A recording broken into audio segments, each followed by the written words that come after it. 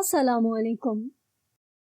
آج ہم ایک ایسے تاریخی واقعے کا ذکر کرنے جا رہے ہیں جو نہ صرف ایمان افروز ہے بلکہ عبرت کا بھی خزانہ ہے۔ یہ واقعہ قرآن مجید میں مذکور ہے اور اس میں بیان کردہ قوم کو اصحاب ایکا کے نام سے یاد کیا جاتا ہے۔ تو آئیے اس قصے کو تفصیل سے بیان کرتے ہیں۔ اصحاب ایکا کا واقعہ حضرت شعیب علیہ السلام کی قوم کے گرد گھومتا ہے۔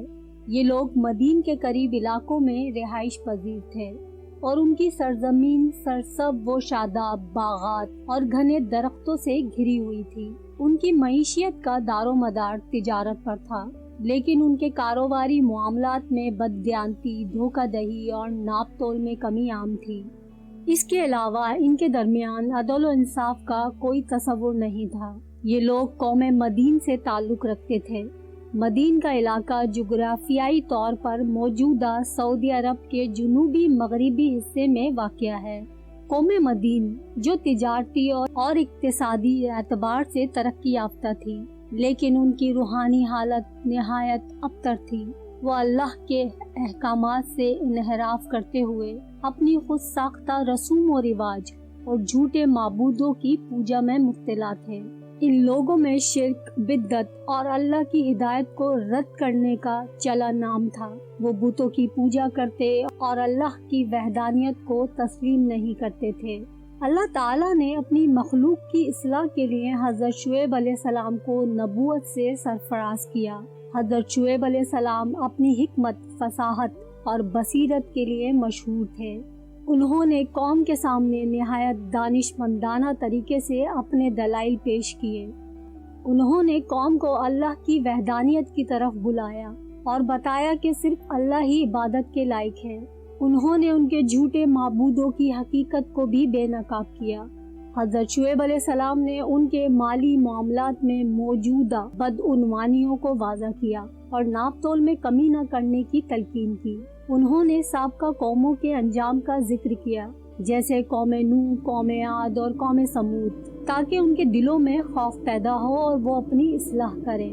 لیکن انہوں نے قوم کے سخت رد عمل کے باوجود نرمی اور صبر کا مظاہرہ کیا اور اپنی دعوت جاری رکھی۔ اصحاب ایکا نہایت سرکش اور گناہگار قوم تھی۔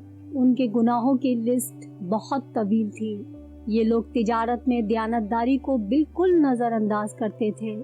انہوں نے اللہ کو چھوڑ کر جھوٹے معبودوں کی عبادت شروع کر دی تھی۔ معاشرتی انصاف کا فقدان تھا اور کمزوروں پر ظلم کیا جاتا تھا۔ ان کے وعدے جھوٹے اور معاملات دھوکہ دہی پر مبنی تھے۔ جب حضرت شعیب علیہ السلام نے ان کی اصلاح کی کوشش کی تو انہوں نے ان کا مذاق اڑایا اور کہا، کیا تم چاہتے ہو کہ ہم اپنی تجارت اور معبودوں کو چھوڑ دیں؟ یہ لوگ اپنی سرکشی میں اتنے آگے بڑھ گئے کہ حضرت شعیب علیہ السلام کو اپنی بستی سے نکال دینے کی دھمکی دی۔ حضرت شعیب علیہ السلام نے قوم کو اللہ کے عذاب سے بار بار خبردار کیا، لیکن وہ اپنی سرکشی سے باز نہ آئے۔ حضرت شعیب علیہ السلام نے کہا، اے میری قوم، مجھے اللہ کے عذاب سے ڈر لگتا ہے۔ کہیں ایسا نہ ہو کہ تم پر بھی وہی عذاب آئے جو قوم نوح، قوم عاد اور قوم سمود پر آیا۔ لیکن قوم نے اس تنبیہ کو نظر انداز کر دیا۔ اللہ تعالیٰ نے ان پر مختلف مراحل میں عذاب نازل کیا۔ پہلے ان پر شدید گرمی مسلط کی گئی، جس کی شدت نے ان کے لیے زندگی ناقابل برداشت بنا دی۔ پانی اور سایہ تک انہیں سکون نہ دے سکا۔ پھر اللہ تعالیٰ نے ایک سیاہ بادل بھیجا، جسے دیکھ کر وہ خوش ہو گئے کہ شاید انہیں ٹھنڈک دے گا، لیکن وہ نہیں جانتے تھے کہ یہ ان کے لیے عذاب کا پیش خیمہ ہے۔ بادل سے آگ کے شعلے اور زوردار دھماکہ ہوا، جس کے ساتھ زلزلہ بھی آیا۔ پوری بستی تباہ و برباد ہو گئی اور ان کے گناہوں کی سزا ان کے سامنے آ گئی۔ قرآن مجید میں اصحاب ایکا کا ذکر کئی مقامات پر موجود ہے۔ سورہ شعراء آیت نمبر 26، 176، 189۔ اصحاب ایکا نے رسولوں کو جھٹلایا جب ان سے شعیب نے کہا، کیا تم ڈرتے نہیں؟ میں تمہارے لیے امانت دار رسول ہوں۔ سورہ ہجر آیت نمبر 15، 78، 79۔ اور اصحاب ایکا بھی ظالم تھے۔ पस हमने उनसे बदला लिया। सूरह स्वाद आयत नंबर 13-38। और कौम लूत ये सब गिरोह झुटलाने वाले थे। सूरह काफ आयत नंबर 14-50। और असहाबे ईका और कौम तुबाह इन सब ने रसूलों को झुटलाया तो मेरा वादा पूरा हो गया। सूरह कमर आयत नंबर 18-20।